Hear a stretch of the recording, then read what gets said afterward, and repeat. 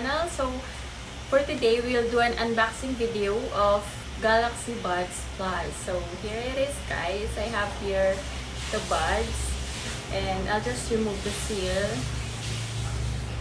Okay, so we have here, yan. Wait, meron pala sa likod. Nandito yung mga ano niya, 11 hours. Ano ba? 11 hours playtime, two-way speaker, triple mics for calls, and yeah, ano siya, wireless charging compatible siya. So, okay. Let's open the box. So hard. Yeah. So, here. And on the other side, we have the manual.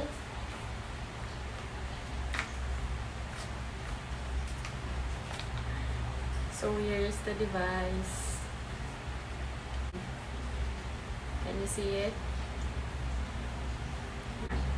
So as you can see, ano siya, shiny, unlike the yung naunang nirelease nila na matte finish siya. Ito, shiny siya.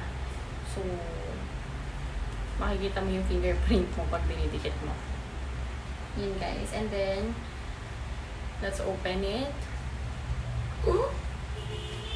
Yeah, so nice. So color green siya. So I guess it's full charge. And if yellow, 30 to 60%. And if red, magcha-charge ka na. Siyempre, low-cut na. Yan. So you have the right and the left of that. And ito naman. And then, we also have here the accessories, of course. In here, we have the USB cord for the charging. Oh.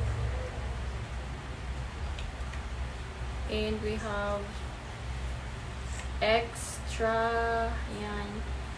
Kita nyo ba? Mahulog eh. Extra earbuds and earwings. Yan siya, guys. So, gusto mong palitan ang kanyang existing accessories.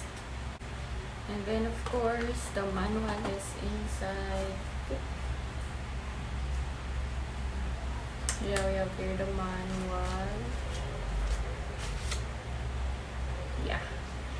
That's the manual, of course, and the warranty card. Pero ako kasi I prefer yung nado-download online na manual kasi available siya anytime, unlike this one na, you know, syempre iwan mo naman siya sa bahay, diba? So, I prefer the downloaded one. Actually, yung nagustuhan ko, I hope it will work well. Gagawa tayo ng another video for the review of this device soon. Pero kaya ko siya gusto kasi bukod sa music, syempre, ang ganda niya talaga for calls. And then, kahit na Samsung siya, compatible siya sa Apple devices. So, we'll see you guys in the next video. Hopefully, magawa natin siya agad ng review soon. So, that's all for today's video, guys. And don't forget to like, share, and subscribe. See you in my next video. Bye!